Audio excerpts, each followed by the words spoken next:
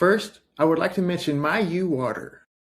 If you're trying to upgrade your hydration, MAYU uses a vortex flow system that mimics how water naturally moves in rivers and streams. That motion helps increase oxygenation and release unwanted gases like chlorine, improving overall water quality and making it easier to stay consistently hydrated. But here's what most people overlook. Hydration isn't just about water. It's about minerals and absorption. MAYU allows you to remineralize your water with essential minerals and electrolytes, supporting cellular hydration, energy levels, and overall physiological balance. When your water has the right structure and mineral content, your body can actually use it more efficiently. If you care about hydration, performance, or just feeling better day to day, this is one of those simple upgrades that adds up. You can get 10% off with the code AUTISM. Next, Daylight Computer Company and Daylight Kids. These devices are designed to work with your brain, not against it. And honestly, the future of tech is already here.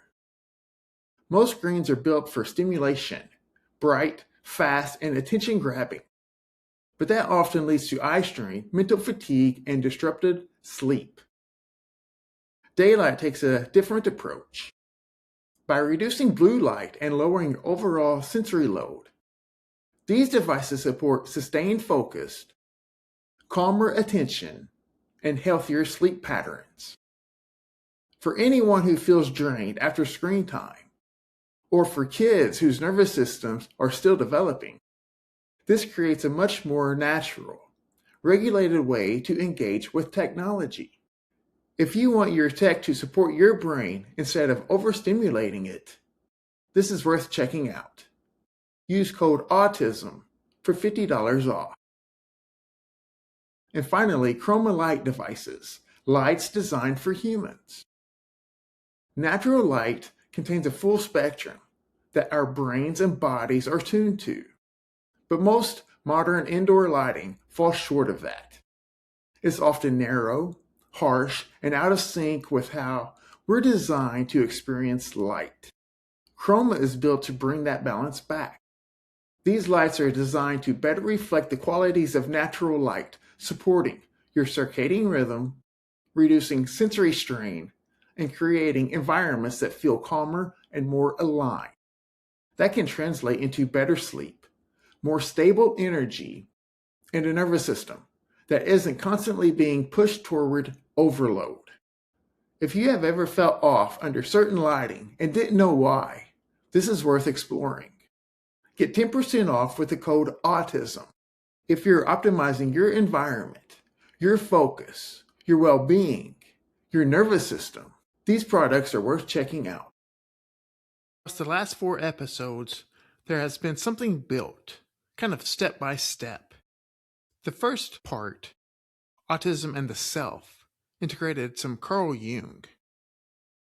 Then the next episode had the self integrated with the crowd. We talked about Nietzsche, Kierkegaard, and Dostoevsky. Then part 3 was the mind itself, and how reality is constructed through perception, prediction, salience, filtering, and compression. And finally, the last episode, how shared reality becomes stabilized through collective agreement.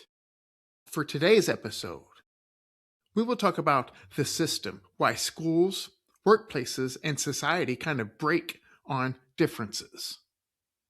If different minds construct reality differently, and society stabilizes one dominant version of reality, then what happens when institutions are built on top of that dominant model? Think about this with the autistic phenotype. What happens when schools, workplaces, social systems, bureaucracies, and cultural expectations are all designed around one preferred style of processing? Because systems are not neutral, Every system assumes something about attention, communication, speed, motivation, emotion, social behavior, and what counts as so-called normal. Can you fit in or not? Are you like the so-called normal people or not? The reason we stick to the social norms is to make each other more predictable. Remember, we do not react to the world around us. We react to the predictions we have about the world around us. And step back. Thought is a component of planning. Planning is a component of executive functioning. Executive functioning is required to sustain. Thoughts are the foundation, and sustaining requires learning, memory, error correction, and change. When someone fits those assumptions, the system feels invisible.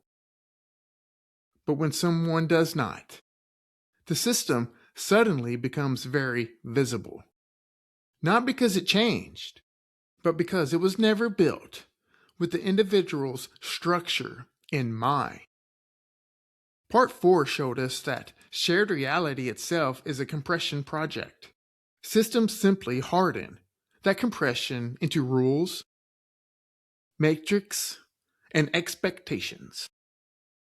Schools compress learning and intelligence and behavior and attention into measurable categories. Workplaces compress productivity, communication, professionalism, and collaboration into standardized expectations. And social systems compress identity, emotion, interaction into predictable patterns that can be recognized quickly. Nietzsche's so-called immediate certainties. And this is not accidental. Systems need compression to scale. Without simplification, coordination slows, predictability weakens, and we hate that, and efficiency might collapse.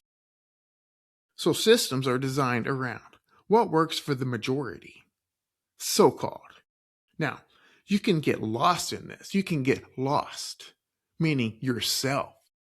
You sacrifice yourself. For who? For what? And at what cost? Not necessarily what is most accurate, not necessarily what is deepest, but what is most stable for the system. Systems are not built to capture the full complexity of people. They are built to make large-scale coordination possible. And this creates the first tension, because the more a person's processing differs from the compressed model, the harder it becomes for the system to interpret them correctly. The larger a system becomes, the more simplification it requires to function. And sometimes misalignment looks like failure. One of the deepest problems is this: systems often confuse misalignment with deficiency. If a system expects rapid social signaling, compressed communication, faster transitions, and shared motivational patterns, then someone operating differently can appear disengaged, rigid, slow, overly intense, uncooperative, and emotionally distant. Not because they lack ability, but because the system is measuring compatibility with itself. This is one of the biggest hidden dynamics in education and social life. The metric often becomes, how easily can the person synchronize with the dominant structure? Right or wrong, it doesn't matter. Not how deeply can they think What patterns can they detect? What structures can they build? What realities can they perceive?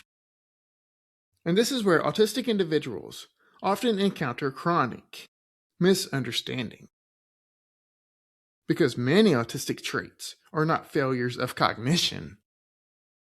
They are mismatches with system expectations around the compression, the salience, the pace, communication styles, and social prediction.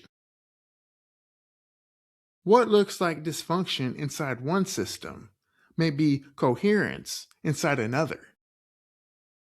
And once a system labels a person through its own limitations, the person often begins interpreting themselves through those same limitations. I cannot overstate this enough. You have to be careful to what you attach your identity to. This is foundational psychological function here. This is the areas of growth and understanding the self.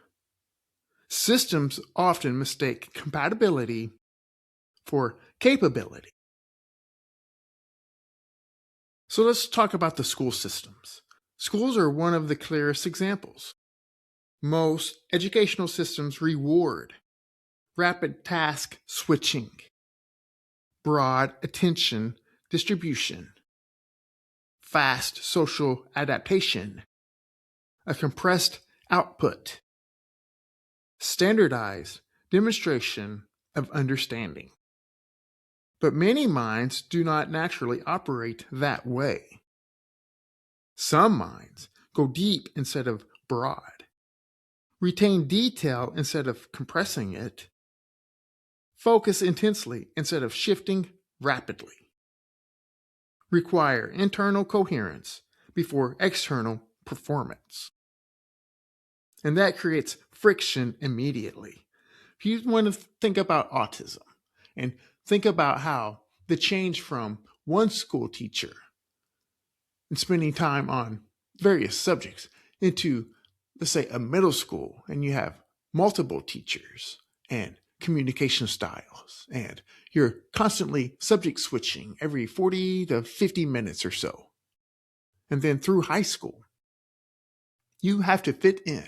You have to do it. But that doesn't mean it's working. The issue is not intelligence. The issue is compatibility with the structure. A student who notices inconsistencies, questions assumptions, focuses intensely, and processes slowly but deeply can easily be interpreted as oppositional, distracted, inefficient, or socially disconnected. They can make it appear like they're not paying attention.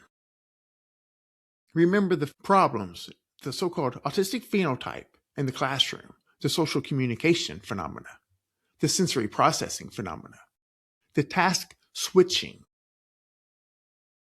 And even when the underlying cognition is highly sophisticated, and the deeper problem is this: the system often rewards behavioral synchronization over the perceptual accuracy. Schools often measure how efficiently a student fits the structure, not how deeply they understand reality. And once that happens repeatedly, many people begin internalizing the system's interpretation of them. And this is where the danger deepens, because eventually the person is no longer just adapting behavior. They begin questioning their own perception. This is in large part including and involving more than just the autistic phenotype. A system can make someone feel broken simply because their mind does not move at the system's preferred speed. The persona and survival. This is where Jung becomes extremely important again. Jung described the persona as the social interface, the version of the self adapted for the collective life. and every person develops one to some degree.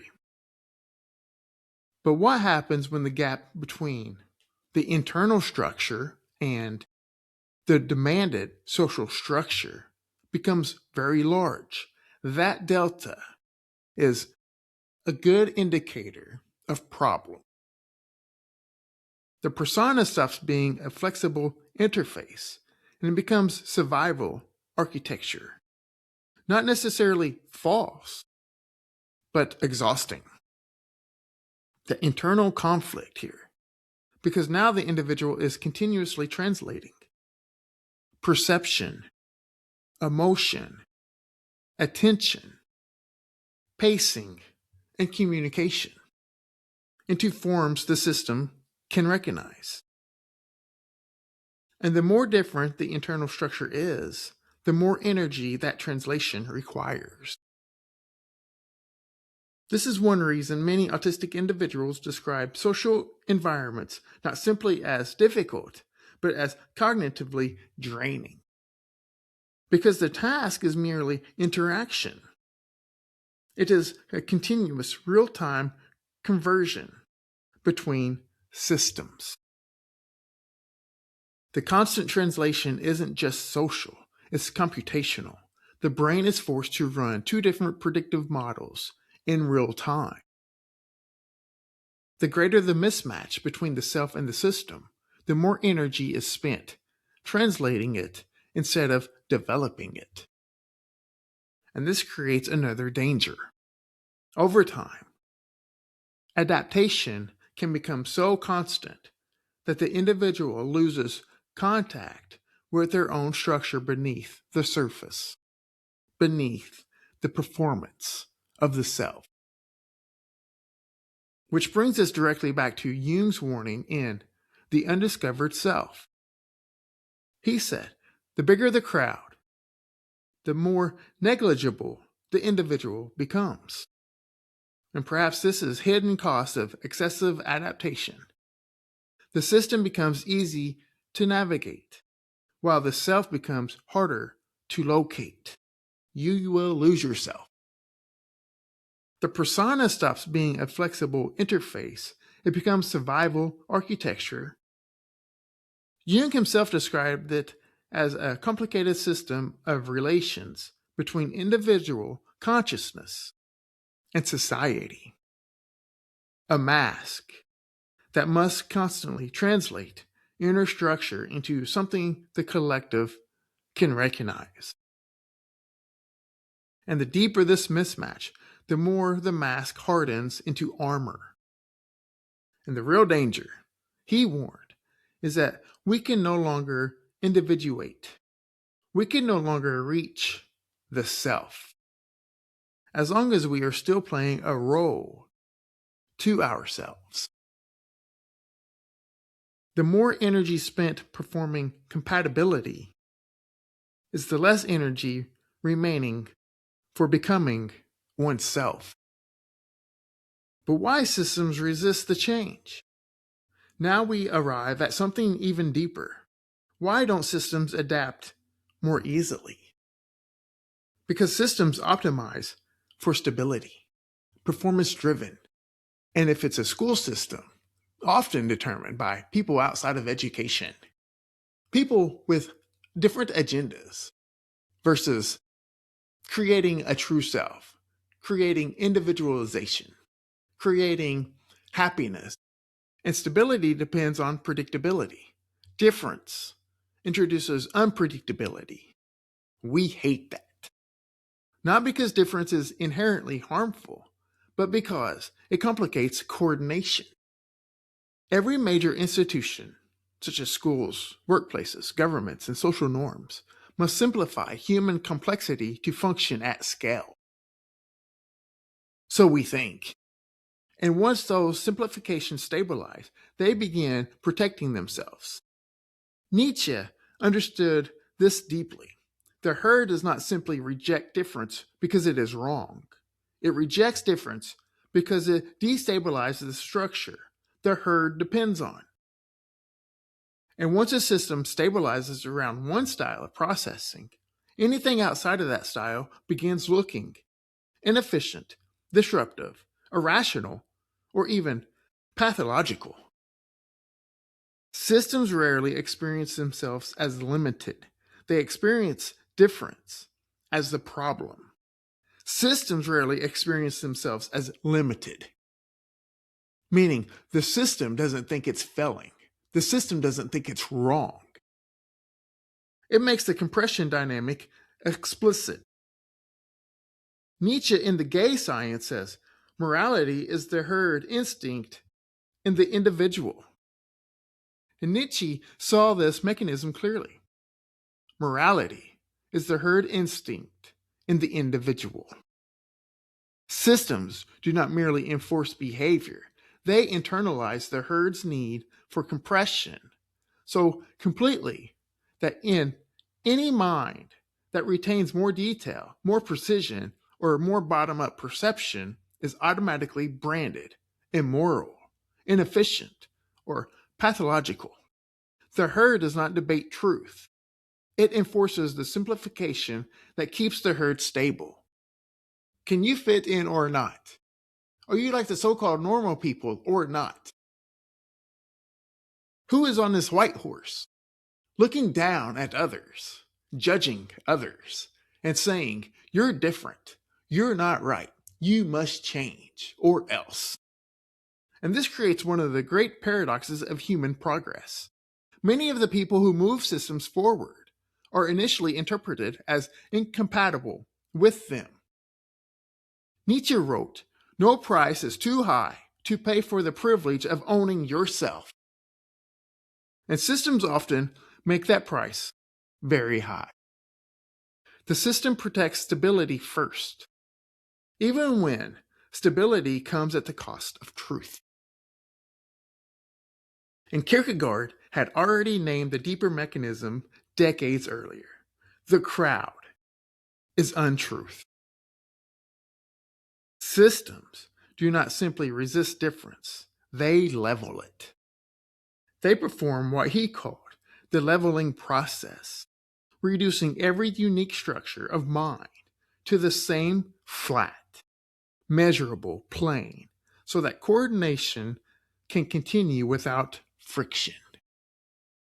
The single individual who refuses that leveling becomes invisible or incomprehensible to the system, not because they are wrong, but because the system's very stability depends on the crowd remaining the crowd.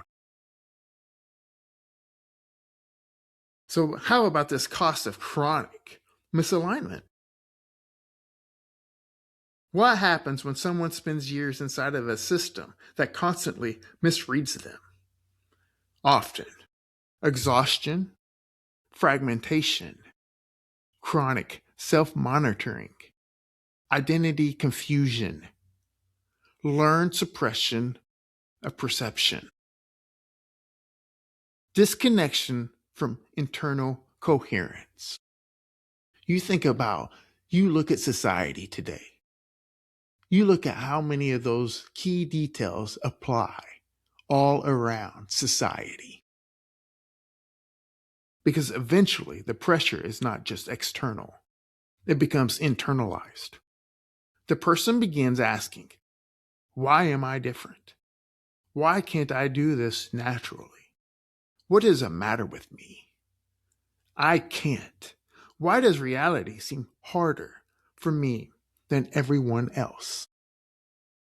But the deeper question may actually be, what happens when a structurally different mind is forced to continuously adapt to a system that cannot accurately perceive it? That question changes everything, because now the issue is no longer weakness or laziness or failure. It becomes chronic structural mismatch. And prolonged mismatch changes people. Not only behaviorally, but neurological, emotional, and existential. Dostoevsky explored the psychological cost relentlessly. Again and again, his characters struggle, not because they are incapable of thought, but because they are incapable of reducing themselves enough to comfortably fit the structures around them. In Notes from the Underground Man says, "I swear to you, gentlemen, that to be overly conscious is a sickness, a real, thorough sickness. Shower upon him every earthly blessing, and even then every man, out of sheer ingratitude, sheer libel, would pay you some loathsome trick, simply in order to prove to himself that men still are men and not piano keys. Not because awareness itself is pathology, but because hyper-awareness becomes painful inside systems built on simplification. Return to your box and get on your rat wheel. The more contradiction, artificiality, and compression someone perceives around them, the harder it becomes to move effortlessly through ordinary social reality. The deeper this mismatch between a person and the system around them, the more exhausting ordinary life becomes. Dostoevsky's Underground Man does not suffer merely because he is overly conscious. He suffers because he is forced to live inside structures that treat him as a piano key, a predictable unit in a perfectly compressed system. And his deepest rebellion is a refusal to accept that compression, even when it promises comfort. The mind that sees too clearly will choose the pain of contradiction over the comfort of the lie. And perhaps this is one of Dostoevsky's deepest insights. Human beings suffer not only from pain, but from being forced to exist inside structures that deny the full complexity of their inner world. The more someone perceives contradiction inside the system, the harder it becomes to live inside it unconsciously. So what actually helps? Not eliminating all structure, not eliminating all adaptation, but creating environments where the gap between the person and the system decreases. The persona can remain a flexible interface instead of hardening into survival armor. And the deeper self is given room to breathe. Because development requires energy. And the more energy spent translating perception, emotion, attention, and pacing into forms the system can recognize, the less remains for creativity, learning, exploration, insight, and authentic growth. Jung called this process individuation, the lifelong task of divesting the self of the false wrappings of the persona so that the deeper self can emerge. When the right environment reduces unnecessary translation cost, it does not remove challenge. It frees the energy that individuation requires. The individual is no longer forced to choose between authenticity and survival. This is why the right environment matters so much. Not because it removes difficulty, but because it stops forcing the mind to run two operating systems at once. And this is where society still struggles. And it always will. And it always has. Many systems still assume one communication style, one pacing style, one attentional structure, one acceptable social rhythm. But human minds are more varied than the system built around them. The goal is not to force every mind into the same structure. The goal is to build structures capable of tolerating more than one kind of mind, so that individuation, not merely adaptation, becomes possible.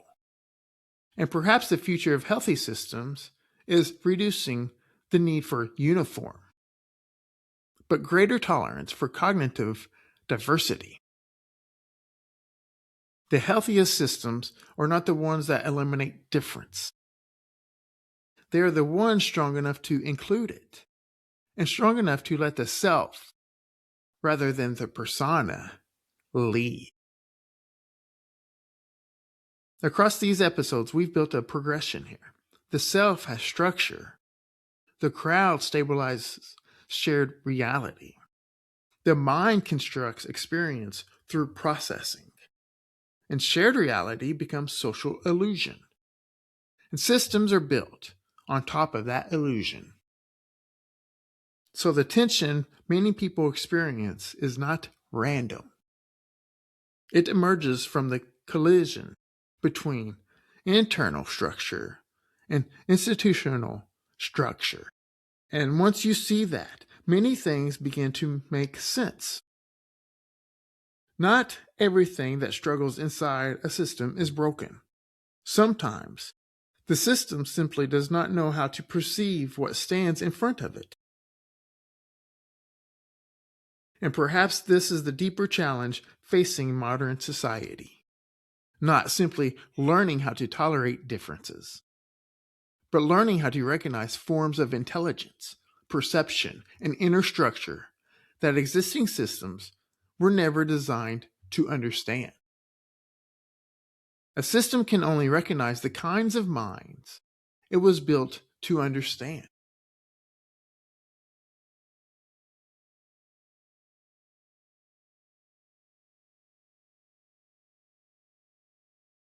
If you're listening to the podcast, listening to the episode, please feel free to leave a review or rating. In podcasting, reviews, ratings, and downloads are huge, and I very much appreciate your feedback.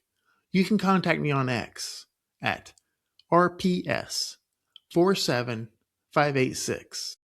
You can email me info.fromthespectrum@gmail.com.